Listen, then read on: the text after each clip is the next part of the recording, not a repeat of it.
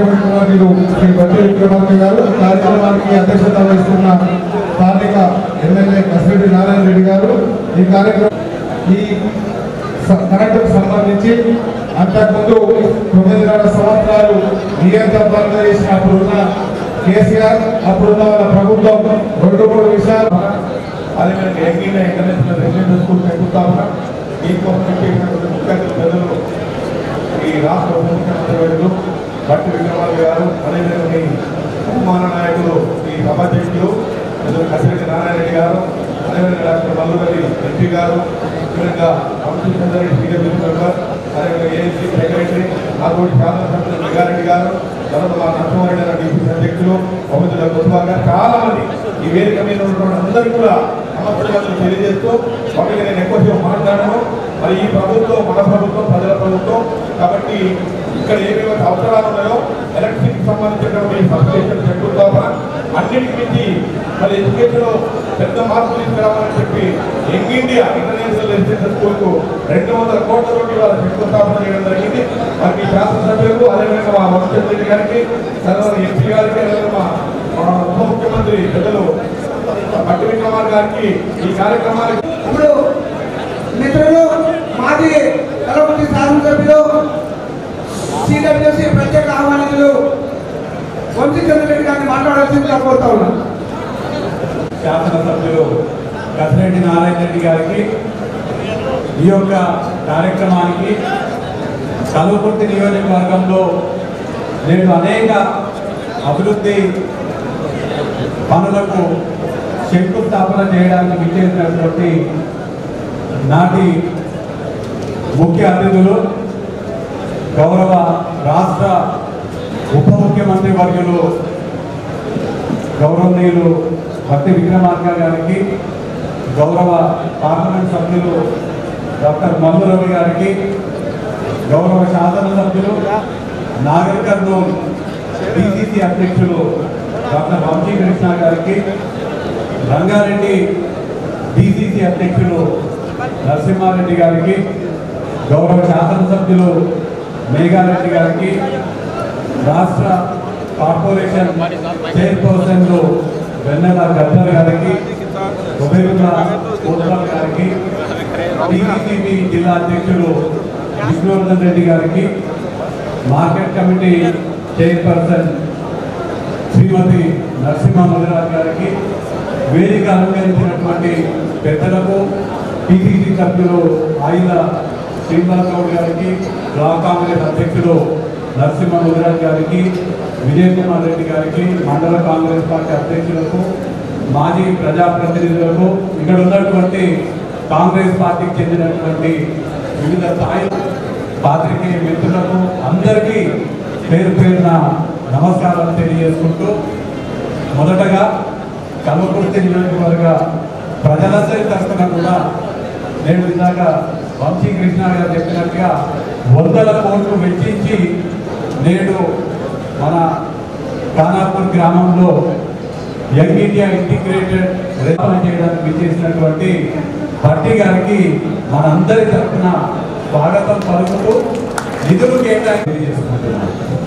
ఈ సందర్భంగా ఎక్కువ మాట్లాడకుండా, ఎందుకంటే ఈ ప్రాంతంలో పాడి రైతులు ఎక్కువ 5-5:30 దాటంగానే బర్ల దగ్గరికి పోవాలని వెళ్ళిపోయే ప్రయత్నం చేస్తున్నారు. కాబట్టి ఎక్కువ మాట్లాడకుండా బట్టి గారికి మన ప్రాంతానికి అవినాభావ సంబంధం.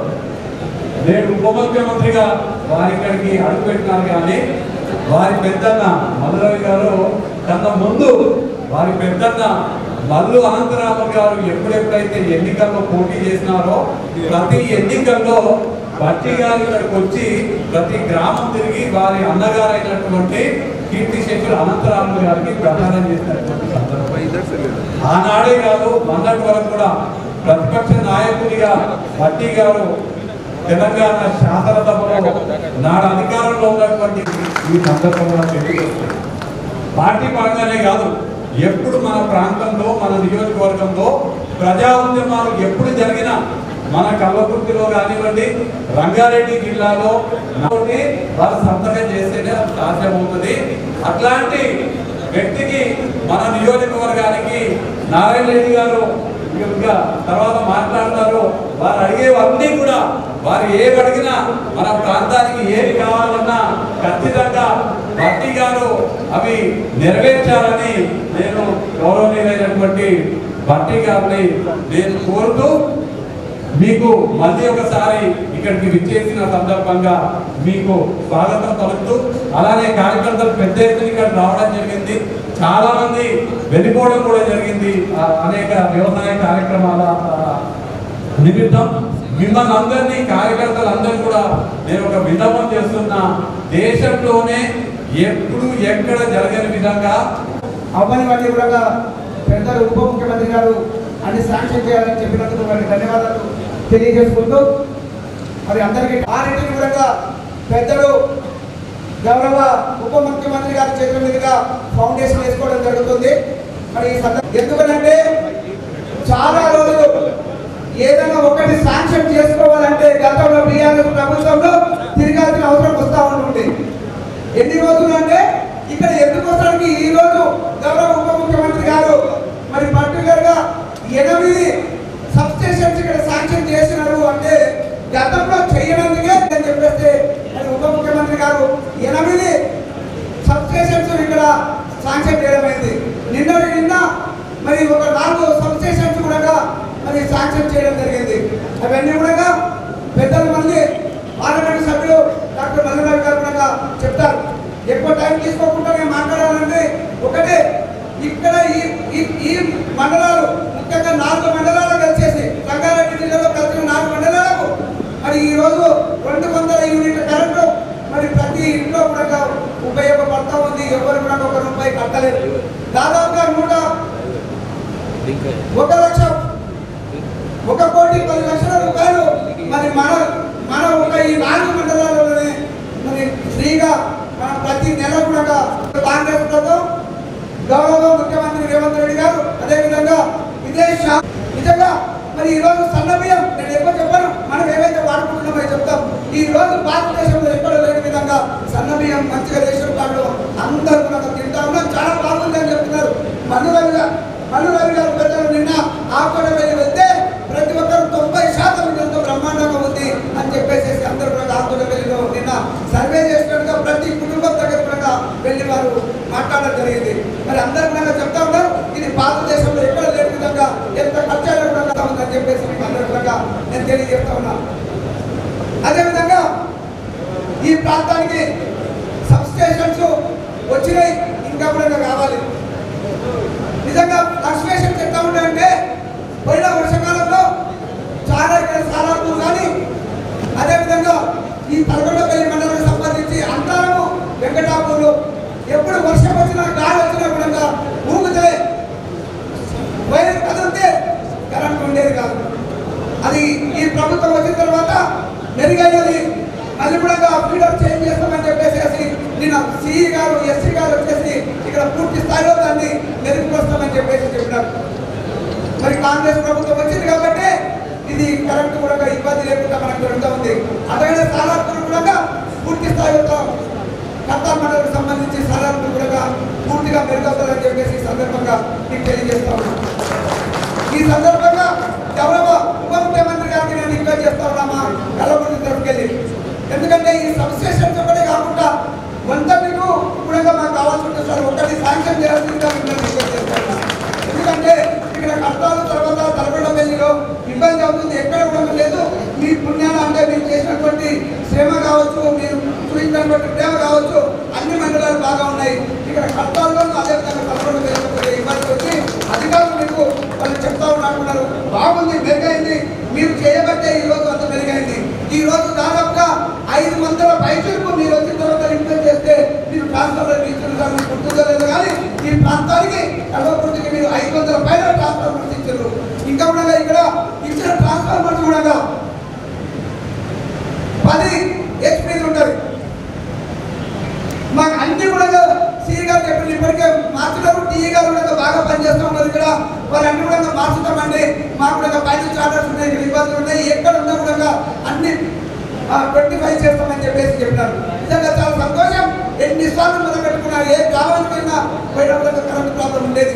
ఈ రోజు 90% పూర్తిగా పోయింది.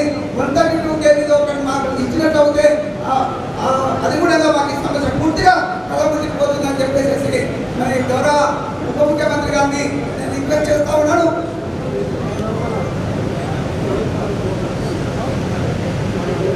అదేవిధంగా సార్ మీ ఆధ్వర్యంలో అన్ని మీరే చేస్తూ ఉంటారు, ఎందుకంటే ఫైనాన్స్ మినిస్టర్ కాబట్టి. ఇక్కడ కాంగ్రెస్ ప్రభుత్వం వచ్చిన తర్వాత చాలా బ్రహ్మాండంగా డెవలప్ అవుతుంది అని చెప్పేసి మేము చెప్పుకోక తప్పదు. కలవకొండి ప్రాంతం నుంచి దాదాపుగా 500 కంటే పైన రోజు ఆర్ఎంపీ నుంచి కావచ్చు, అదేవిధంగా పిఆర్ డిపార్ట్మెంట్ నుంచి కావచ్చు, ఇక్కడ దాదాపుగా 500 పైచిలకు కోట్ల రూపాయలు మీరు ఇక్కడ శాంక్షన్ చేస్తున్నారు ప్రభుత్వం ద్వారా. కాబట్టి చాలా బ్రహ్మాండంగా ఉంది. మీరు ఒక విషయం అందరూ మన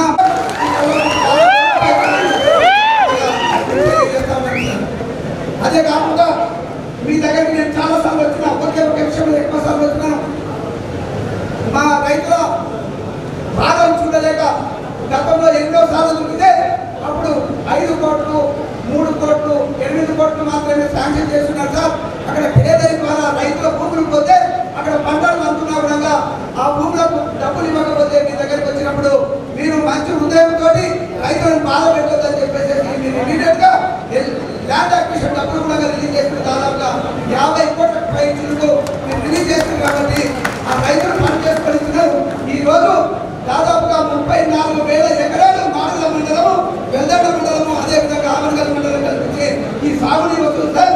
దాదాపు మేము మర్చిపోలేమని చెప్పేసి ఈ సందర్భంగా. కాబట్టి ఆ రోజు పెద్దలు గట్టి విక్రమార్క గారు మంచి హృదయంతో అవి శాంక్షన్ చేసింది. కాబట్టి మనం బ్రహ్మాండంగా అవన్నీ కూడా పాలించుకోవడానికి అవకాశం వచ్చింది. మీరు వచ్చిన తర్వాత అంటే కాంగ్రెస్ ప్రభుత్వం వచ్చిన తర్వాత 2 హాస్పిటల్స్, ముఖ్యంగా 4 మండలాలకు కూడలైనటువంటి ఆమన్గల్లో హాస్పిటల్ ఉండేది కాదు. మరి 30 పడకల హాస్పిటల్ ఉండేది, దాన్ని 10 పడకలు చేసిండు. ఆ 10 పడకల అక్కడ 100 పడకల హాస్పిటల్ను ఇవ్వడం మాకు అదృష్టంగా భావిస్తున్నాం. అదే కాకుండా ఆ 50 పడకల కూడా మరి అక్కడ శిశువు మాతా కేంద్రాన్ని కూడా పునరుద్ధరించుకోవాలని చెప్పేసి 45 కోట్ల రూపాయలు శాంక్షన్ చేస్తున్నారు. మీకు మరి మా ప్రజల తరపుకెళ్ళి కలవకొండి వాళ్ళ తరపుకెళ్ళి మీకు ధన్యవాదాలు తెలియజేస్తున్నాము ఈ సందర్భంగా. ఏదేమైనప్పటికీ సార్ మా వాళ్ళు ఇక్కడ ఉన్న వాళ్ళందరూ కూడా అగ్రికల్చర్ మీద బాగా డిపెండ్ అయి ఉంటారు. అందరూ కూడా అదే విధంగా ఉంది. మరి మాకు నీళ్లు రావాల్సి ఉంటుంది. దీని మీద ఒక్కటేసారి ఒక చిన్న రిక్వెస్ట్ సార్, అక్కడి నుంచి వెళ్తే సౌత్ నుంచి ఈ రోజు ఉప ముఖ్యమంత్రి గారు, ఎందుకంటే అందరికి ఆలస్యం అవుతుంది అనే ఉద్దేశంతో ఈ మీటింగ్ వచ్చినాం. ఇది అయినప్పుడే వారి చేతుల మీదుగా అక్కడ మనము ఈ రోజు మరి ఫౌండేషన్ కూడా వేసుకోవడం జరుగుతుంది. నేను ముగించే ముందు గౌరవ ఉప ముఖ్యమంత్రి గారికి ఒక మాట చెప్పాలి. ఎందుకంటే మన వాళ్ళు మిత్రులందరూ కూడా లీడర్స్ మాట్లాడుతున్నప్పుడు అందరికీ తెలియదు. గతంలో ఎక్కడ కూడా ఈ కలవకొండిలో భూమి లేదు, అంటే గవర్నమెంట్ భూమి లేదు. అయినా మిగిలింది ఒక్కటే ఇక్కడ ఈ తలకొండపల్లి మండలంలో దాదాపుగా 58 ఎకరాలు ఉంది. ఈ 58 ఎకరాలను పూర్తి స్థాయిలో ఈ ప్రభుత్వం ఉపయోగించుకోవాలని ఆ రోజు బీఆర్ఎస్ ప్రభుత్వం దాన్ని అక్కడ 70 కింద మార్చి జిహెచ్ఎంసీకి అప్పచెప్పించారు. దాని ద్వారా చాలా ఇబ్బందులు పడ్డాం. చాలా మంది ఇక్కడ దానికి అన్ని విధాలుగా సహకరిస్తూ ఉన్నారు. నేను అడగడానికి కూడా ఎక్కువగా లేదు, ఒక్కటి అడిగినాను, అవి చేస్తారని చెప్పి నేను భావిస్తూ ఈ సందర్భంగా ఇక్కడికి వచ్చినందుకు మేము రిక్వెస్ట్ చేసినప్పుడు ఎన్నోసార్లు అచ్చంపేట ఎమ్మెల్యే గారు చిప్పుడు వంశీకృష్ణ గారు ఇక్కడికి రావాలన్నారు. 1-2 సార్లు ఇబ్బంది పడ్డా. ఇక్కడికి 2 ఒకటేసారి పెట్టారు. ఇక్కడ వచ్చినందుకు లేట్ అయినా కూడా చాలా బ్రహ్మాండంగా మరి మీ ఆశీస్సులు ఇక్కడ ఉన్నందుకు, ఇవన్నీ సాక్షి చేసినందుకు మీకు ధన్యవాదాలు తెలియజేస్తూ, ఇప్పుడు గర్వనీయులు పెద్దలు డాక్టర్ మనురాజు గారు ఈ ప్రాంతం పిలిస్తే పలికే రవి అని చెప్పేసి చెప్తా ఉంటుంటారు. ఎక్కడికి వెళ్ళినా కూడా ఎప్పుడు కూడా చుట్టూ జనాలే ఉంటుంటారు.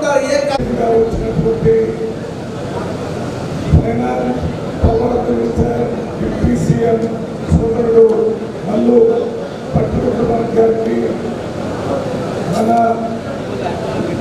వనపర్తి ఎమ్మెల్యే మెగారెడ్డి గారికి, మన మాజీ ఎమ్మెల్యే సిడబ్ల్యూసీ స్వచ్ఛతకి డాక్టర్ వంశీచంద్రారెడ్డి గారికి, బాలాజీ సింగ్ గారికి,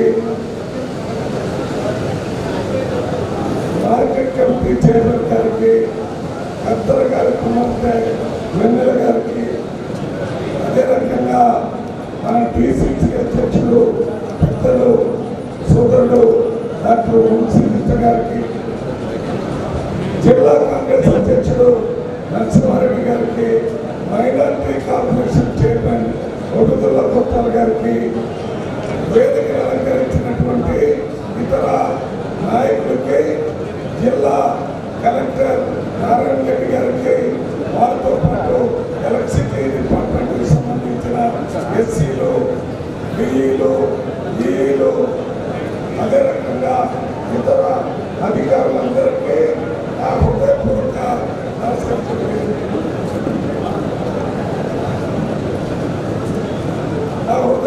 నమస్కారాలు తెలియజేస్తున్నాను.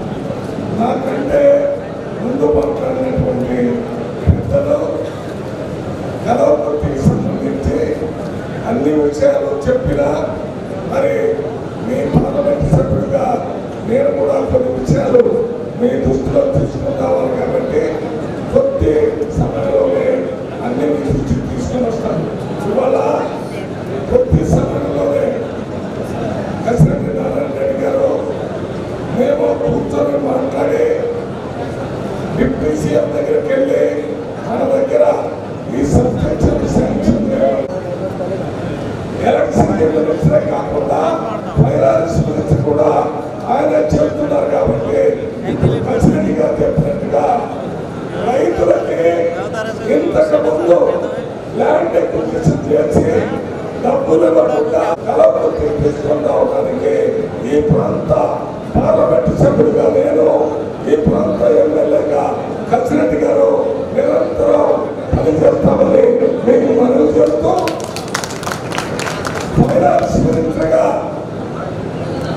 నిన్న మొన్న మన బట్టి విక్రమార్క గారు, రేవంత్ రెడ్డి గారు కూర్చొని 6,000 కోట్ల రూపాయలు SC, ST, BC, minority, economical weaker section, unemployed youth కి రాజు యువ వికాసం కింద 6,000 కోట్ల రూపాయలు శాంక్షన్ చేసి బడ్జెట్ లో పెట్టి శాంక్షన్ చేసి వాటన్నిటికీ లోన్లు ఎస్సీలు, ఎస్టీలు, బీసీలు, మైనార్టీలు పిల్లలు ఒకే రాష్ట్రంలో 4వ తరగతి నుంచి ఇంటర్మీడియట్ దాకా చదివే ఏర్పడితే ఈసారి ఈ కేటీఆర్, ఈ హరీష్ రావు లేక ఇంకా ఎవరైనా టీఆర్ఎస్ నాయకులు ఇక్కడికి వచ్చి మన ప్రభుత్వం మీద, రేవంత్ రెడ్డి మీద, మన ఉప ముఖ్యమంత్రి బట్టి విక్రమార్క మీద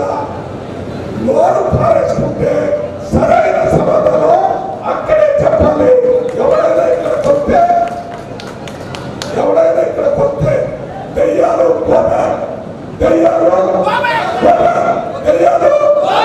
దెయ్యాలు ఎవరు వచ్చినా దెయ్యాలనే మన ప్రాంతానికి రాలేదు. దెయ్యం పడితే తిన్నదరగదు, తినేదో, పిచ్చి పిచ్చి పనులు చేస్తాం. మన ఇంట్లో మన కుటుంబానికి కూడా నచ్చదు. అందుకనే ఆ 4 దెయ్యాలనే మన ప్రాంతంలో ఎక్కడికి వచ్చిన దెయ్యాలు కూడా కొత్తగా కలిసిగా ఉన్నప్పుడు తెలియదు. ఎమ్మెల్యే అయిన తర్వాత ఈ కొద్ది కాలంలో ప్రతి గ్రామంలో ఆ సమస్యల పరిష్కారానికి మంత్రుల దగ్గర, ఉప ముఖ్యమంత్రి దగ్గర, ముఖ్యమంత్రి దగ్గర తిరిగి అన్ని పనులు ఉందని ఉప ముఖ్యమంత్రి గారికి చెప్పు. ఉప ముఖ్యమంత్రి గారు మీరు మాట్లాడిన విషయాన్ని ముఖ్యమంత్రి గారి దృష్టికి తీసుకెళ్ళి మీ ఇద్దరు తీసుకునే నిర్ణయాలకి మేము నాయకులు, ప్రజలు పూర్తి స్థాయిలో సపోర్ట్ చేస్తామని మరొకసారి తెలియజేస్తూ సెలవు తీసుకుంటున్నాం. వారు ఈ విధంగా అన్ని పార్లమెంట్ ఏరియాలలో తిరుగుతూ నిరంతరం మేమన్నా ఒకసారి ఓపిక ఎంత ఉందని కూడా మాట్లాడుతూ ఉన్నారు. ఓపిక ఉండదు అని చెప్పేసి నన్ను గెలిపించినారు కాబట్టి పూర్తి స్థాయిలో పనిచేస్తున్నాను. పూర్తి స్థాయిలో పార్లమెంట్ ఏరియా కంప్లీట్ గా 7 కాన్స్టిట్యూన్సీలను మరి కాపాడుకుంటూ అదేవిధంగా డెవలప్ చేస్తూ రాష్ట్ర స్థాయిలో వారు చేస్తున్న సేవలు చిరస్మరణీయం అని చెప్పేసి తెలియజేస్తూ మరి గౌరవ మీదుగా మరి ఆ రోజు లాంచ్ చేసినారు నాగర్ కర్నూలు పార్లమెంట్. వాస్తవానికి అక్కడ చర్చలు ఎక్కువ ఉన్నారు, గిరిజనులు ఎక్కువ ఉన్నారు. సార్ ఇక్కడ కూడా గౌరవ ఉప ముఖ్యమంత్రి గారికి నా విజ్ఞప్తి, చాలా పెద్ద ఎత్తున ఇక్కడ లంబాడాస్ ఉన్నారు, గిరిజనులు ఉన్నారు. అదే విధంగా కాకుండా చాలా తక్కువ కావచ్చేమో కానీ చర్చలు కూడా మా ప్రాంతంలో ఉన్నారని చెప్పేసి ఉప ముఖ్యమంత్రి గారికి తెలియజేస్తూ మరి మాకు కూడా ఒక సబ్ స్టేషన్, అదేవిధంగా కర్తాల్లో మక్తమాధారంలో ఒక సబ్ స్టేషన్, అదేవిధంగా ఆమన్గల్లో సంఘటనపల్లిలో ఒక సబ్ స్టేషన్, అదేవిధంగా మాడిగలలో 2, కలగొండ, అదేవిధంగా కొత్త బ్రాహ్మణపల్లిలో 2 అక్కడ, అదేవిధంగా కొట్టాలో వెల్దండ మండలంలో, అదేవిధంగా కల్వకుర్తిలో కూడా అక్కడ కూడా ఉన్నాయి. ఇప్పటికీ కూడా ఇంకా అడిగినాము. గౌరవ ఉప ముఖ్యమంత్రి గారు చెప్పినారు, పట్టు విక్రమార్క గారు చెప్పిన చేస్తారని చెప్పేసి భావిస్తున్న వారు మాట్లాడే మొదలు మా రిక్వెస్ట్ ఉన్నాయి. మేము చిన్న కోరినాం అనుకుంటున్నాం సార్, ఎందుకంటే ఈ ప్రాంతానికి మీరు ఇప్పటికే చాలా బాగా చేస్తున్నారు కాబట్టి ఈ మిగిలిన కూడా చేసి పెట్టాల్సిందిగా మరి మిమ్మల్ని అభ్యర్థిస్తూ మా ప్రజల తరపుకెళ్ళి, మా రైతుల తరపుకెళ్ళి ముఖ్యంగా ఇప్పటికే చాలా చేస్తున్నది కాంగ్రెస్ ప్రభుత్వం, ఇంకా మిగిలిన కూడా చేయాల్సిందిగా కోరుతూ మరి మా అందరి తరపుకెళ్ళి మేము రిక్వెస్ట్ చేస్తా ఉన్నాం సార్. మీరు అవి హామీలు ఇస్తూ మీరు మాట్లాడవలసిందిగా ఉప ముఖ్యమంత్రి గారిని, పట్టు విక్రమార్క గారిని మాట్లాడవలసిందిగా కోరుతా ఉన్నాను.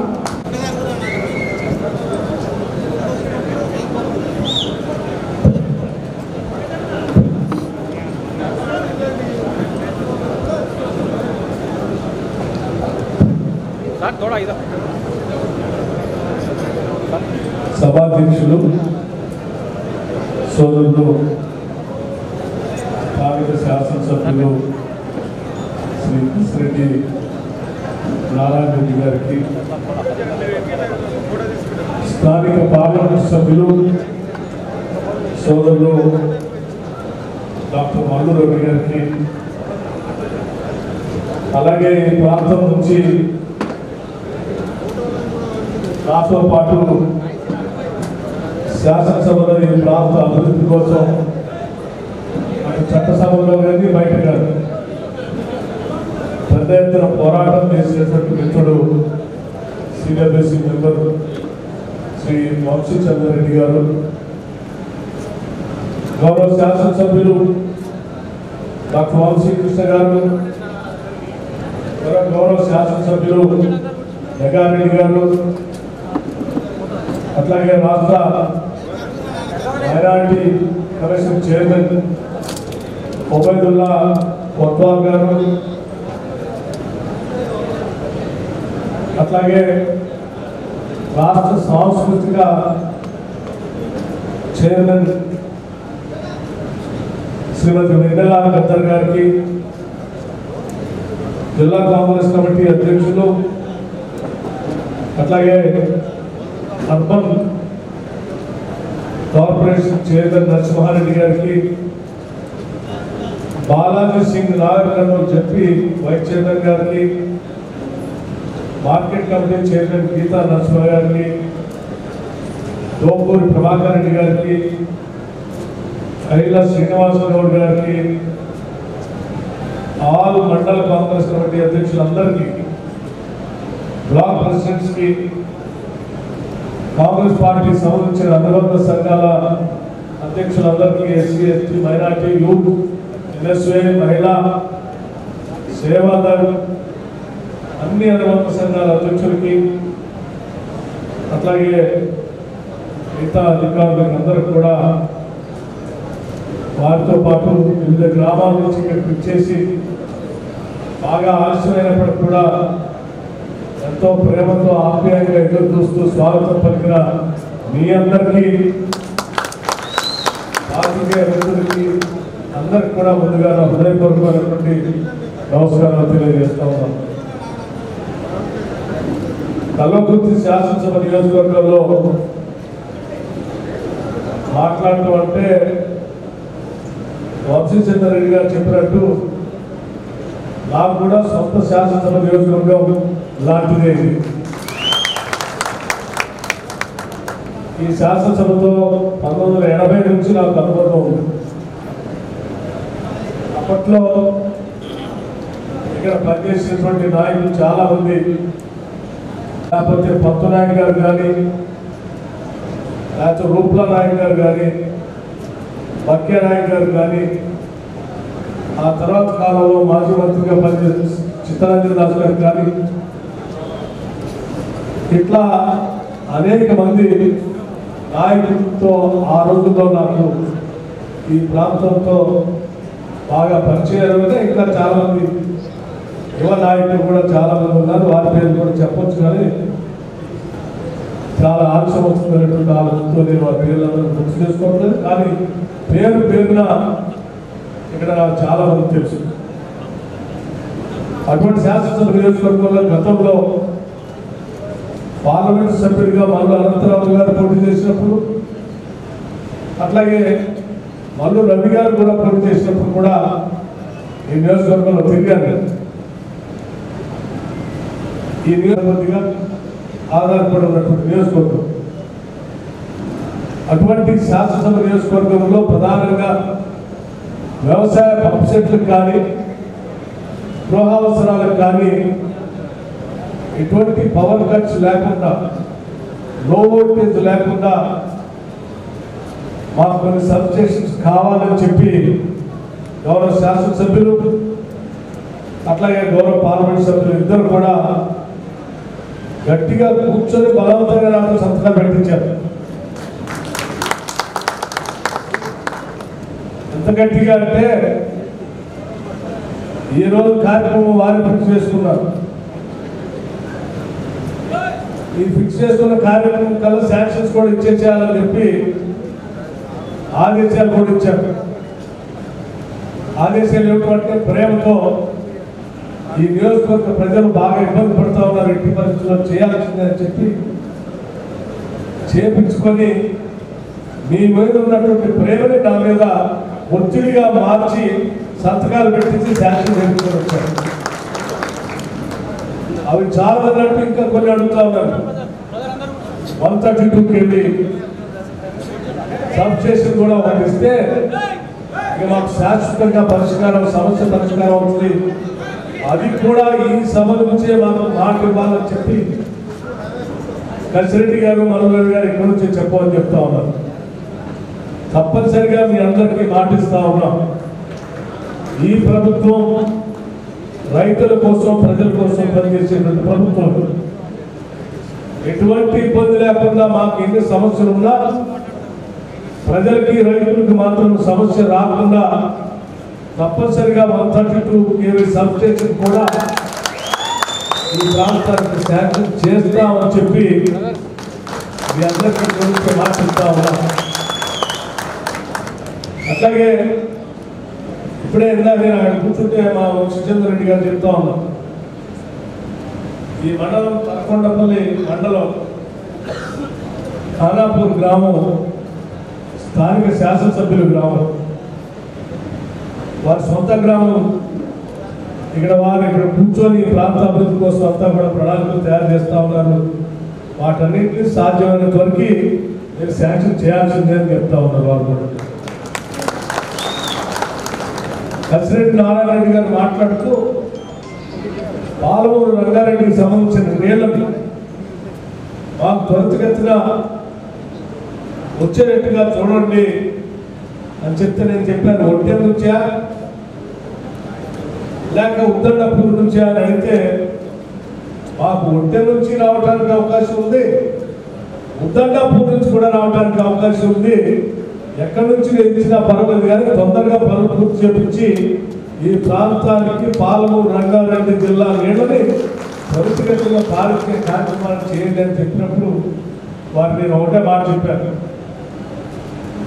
ఈ ప్రభుత్వం, ఇందిరమ్మ ప్రభుత్వం, ఈ జిల్లా నుంచే ముఖ్యమంత్రిగా ఈ ప్రభుత్వానికి నాయకత్వం వహిస్తున్నటువంటి రేవంత్ రెడ్డి గారు కానీ, లేకపోతే ఇరిగేషన్ శాఖ మంత్రిగా ఉన్నటువంటి ఉత్తమ్ కుమార్ రెడ్డి గారు కానీ, నాకుగా నేను ప్రయాణం చూస్తున్న నాకు గారు కానీ పాలమూరు రంగారెడ్డి ప్రాజెక్టుని త్వరితగతిన పూర్తి చేసి ఈ ప్రాంతానికి నీళ్లు ఇవ్వాలని మా అందరి ఆలోచన.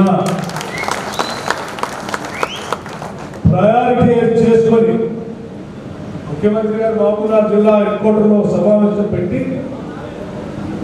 నేను ఈ జిల్లా బిడ్డను కాబట్టి కొంత ప్రత్యేకంగా మా జిల్లాకు నిధులు కూడా ఇవ్వాలి, అట్లాగే మీ సోదరులు ఈ ప్రాంతం నుంచే ప్రాతినిధ్యం వహించారు కాబట్టి మీరు కూడా ప్రత్యేక దృష్టి సాధించి ఈ ప్రాంతానికి నిధులు ఇవ్వాలని చెప్పి ఆ సభ సందర్భంగా చెప్పినప్పుడు కూడా చెప్పాము, తప్పనిసరిగా కాంగ్రెస్ పార్టీ కానీ ప్రభుత్వానికి కానీ నీటిపారుదల ప్రాజెక్టుని త్వరితగతిన పూర్తి చేసి ప్రజలకి అందించే క్రమంలో ఎప్పుడూ ముందుంటుంది.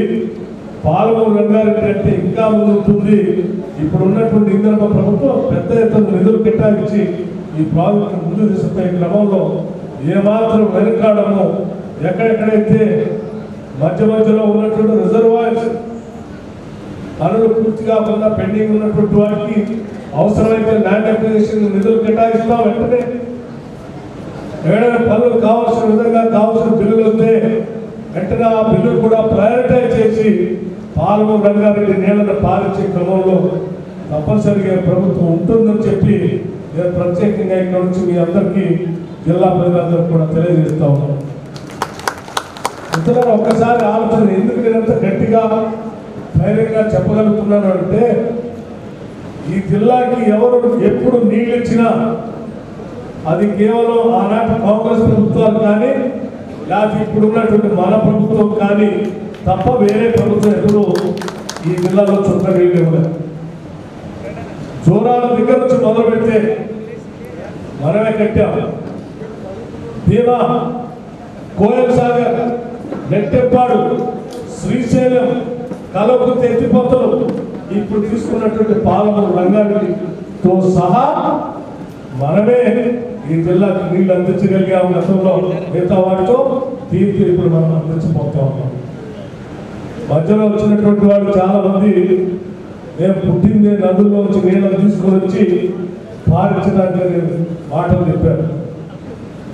అది గోదావరిలో చూద్దామంటే ఆనాటి కాంగ్రెస్ ప్రభుత్వాలు మొదలుపెట్టినటువంటి డాక్టర్ బాబాసాహెబ్ ప్రాణహిత చేపట్టిన ప్రాజెక్ట్ని కేవలం 38,000 కోట్లతో అయ్యేదాన్ని రీడిజైన్ చేసి ఆ నీళ్లను రానియకుండా 1,00,000 కోట్ల పైబడి కాళేశ్వరం పేరు మీద ఖర్చు పెట్టి అది కుంగిపోయేటట్టు దేనికి పనికి రాకుండా అక్కడ చేశారు.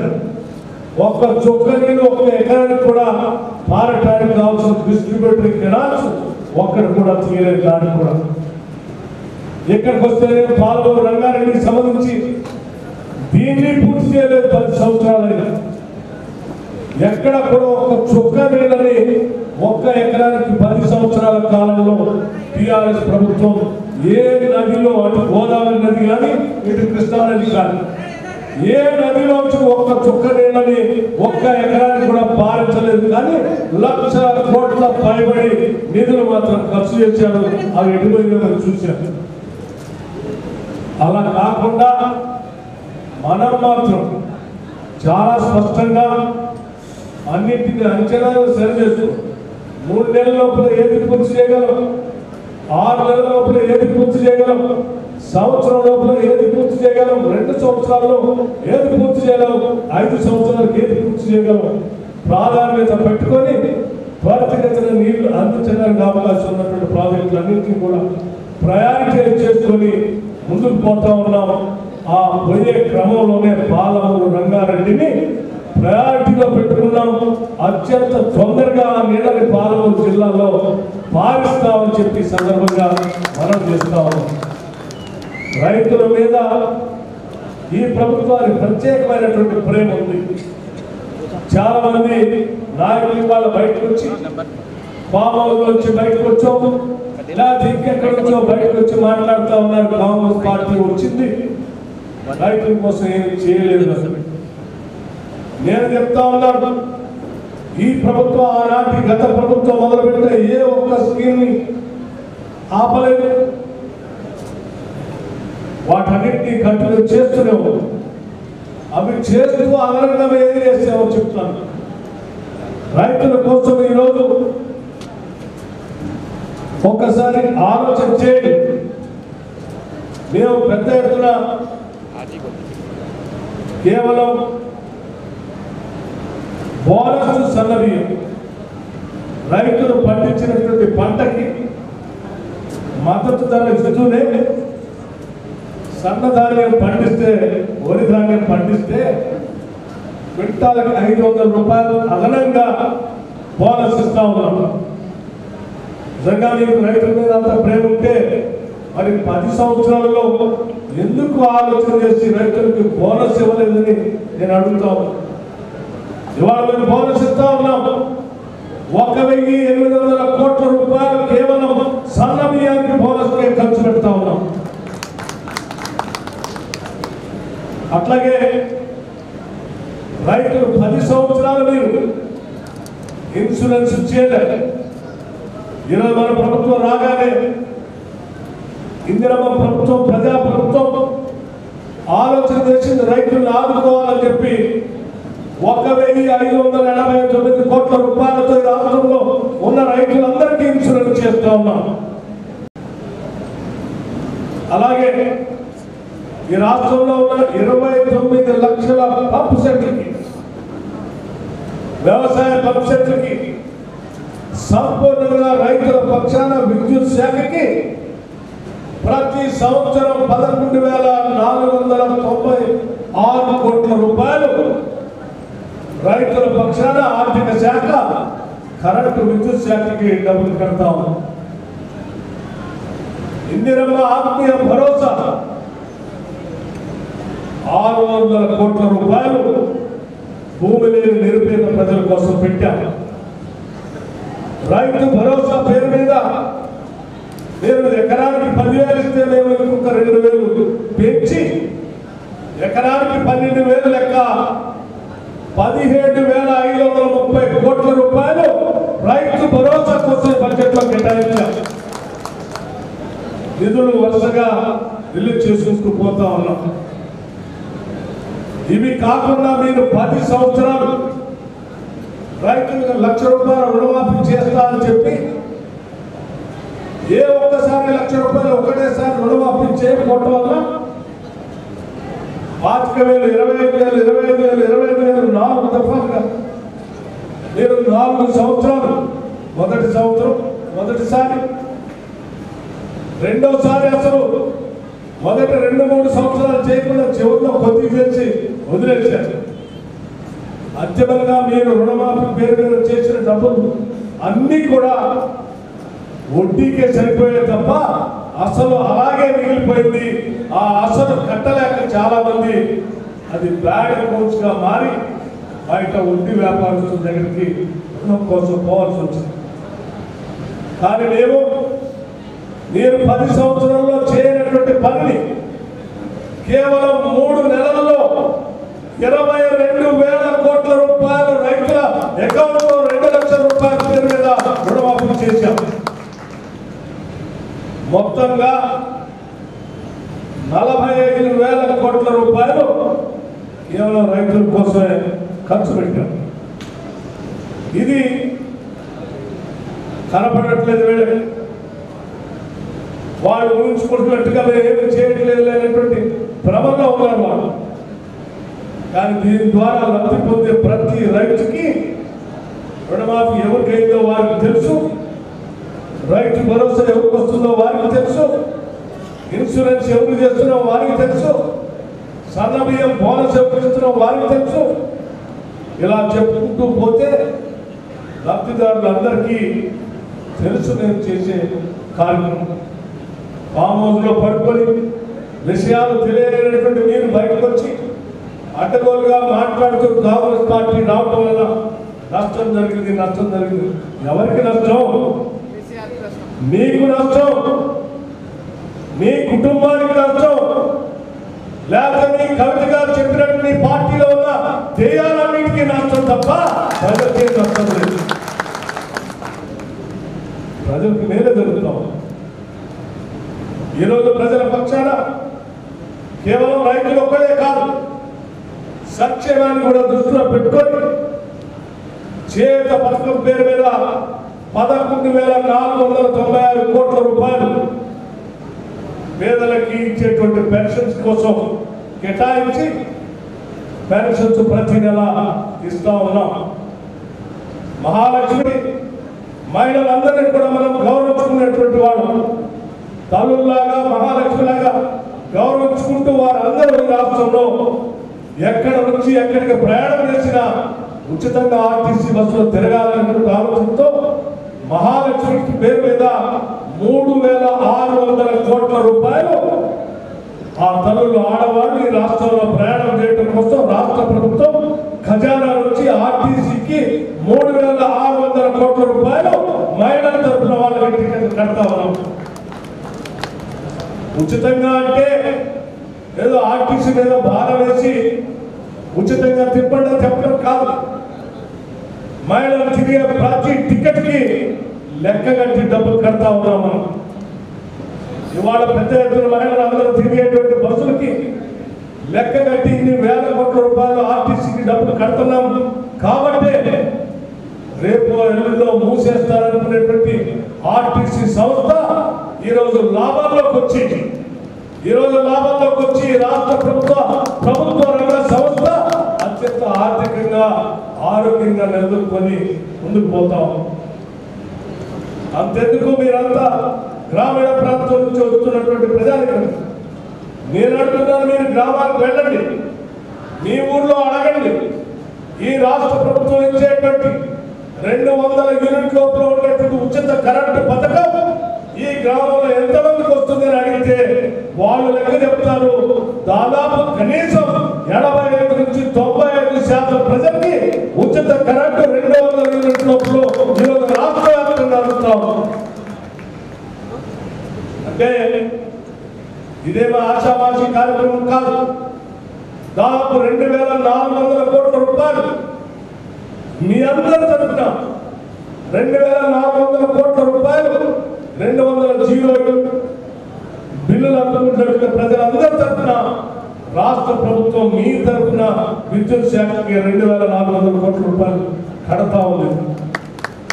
రాజీవ్ ఆరోగ్యశ్రీ ఇవాళ రాష్ట్ర వ్యాప్తంగా మీరు 10 సంవత్సరాలు ధనిక రాష్ట్రంగా ఉంటే అటు కరోనా వచ్చినా లేకపోతే ఇంకో ఇబ్బంది వచ్చినా ఒక చిన్న పారాసెటమాల్ వేసుకో ఏం కాదు అని చెప్పినా నువ్వు ఏ ఒక్క రోజైనా ఈ రాష్ట్రంలో ఉన్నటువంటి కుటుంబాల గురించి వారి ఆరోగ్యం గురించి ఆలోచన చేసేవా? ఆనాటి కాంగ్రెస్ ప్రభుత్వం మొదలుపెట్టిన రాజీవ్ ఆరోగ్యశ్రీ పథకాన్ని అటకెక్కించాం. మేము రాగానే ఆలోచన చేశాం.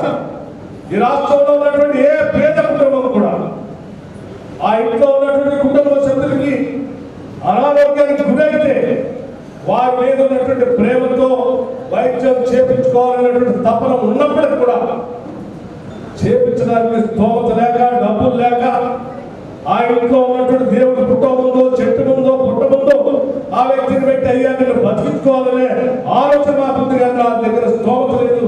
ఆ దేవుడే దిక్కని దండ పెట్టిపోయినటువంటి కుటుంబాలను చూసినటువంటి పరిస్థితి గమనించి మేము రాజు ఆరోగ్యశ్రీని అటువంటి పరిస్థితి రాష్ట్రంలో ఉండడానికి వీలేదని చెప్పి 10 లక్షల రూపాయలకి ఆరోగ్యశ్రీని పెంచాం.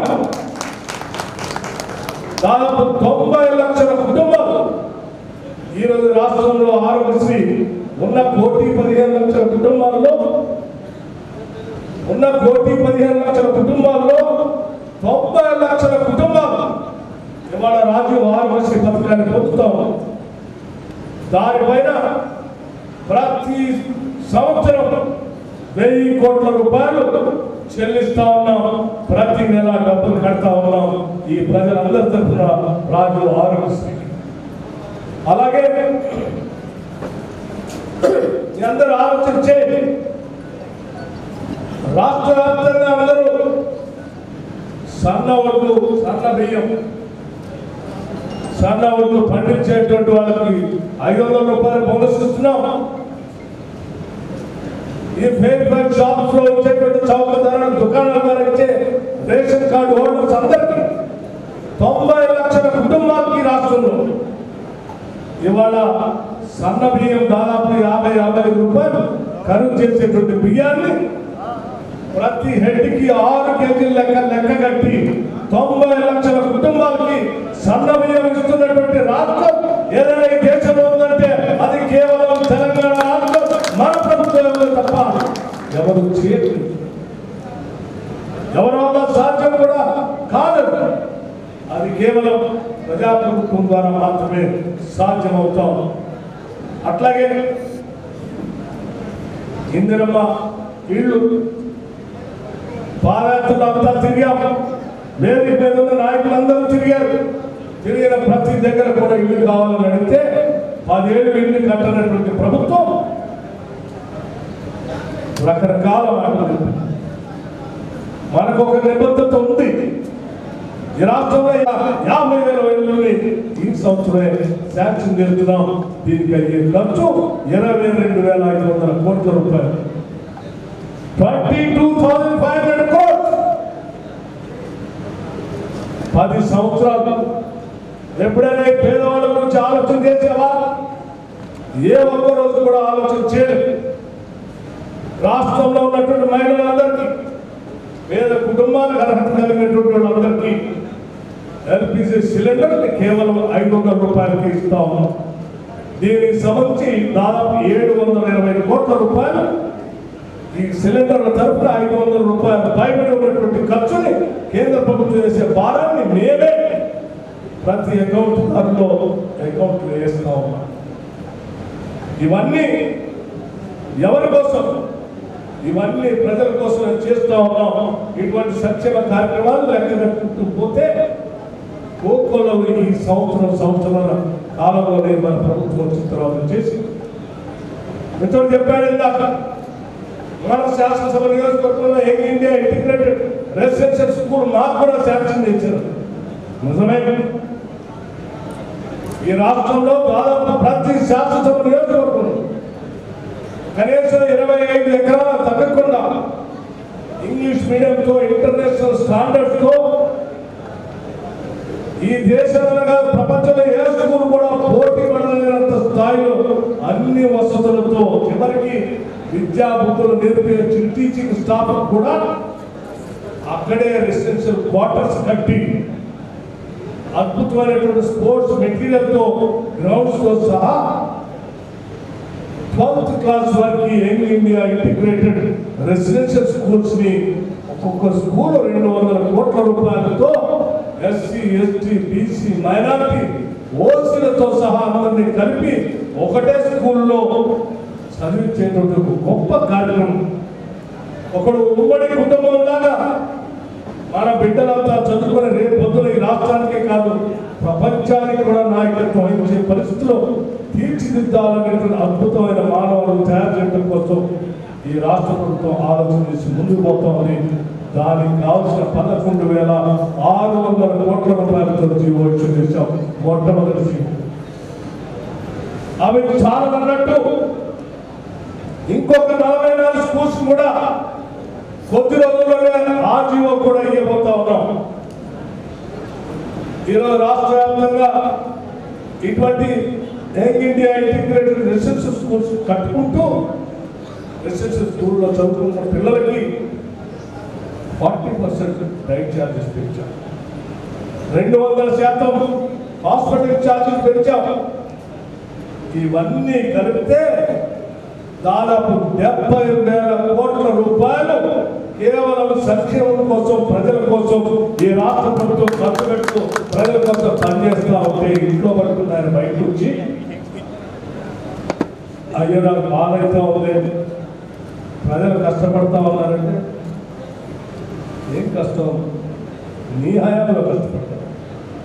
ఇల్లు లేక బాధపడ్డారు, కళాశాలలో తిండి లేక బాధపడ్డారు, కరెంటు రాక బాధపడ్డారు, సబ్స్టేషన్ లేక బాధపడ్డారు,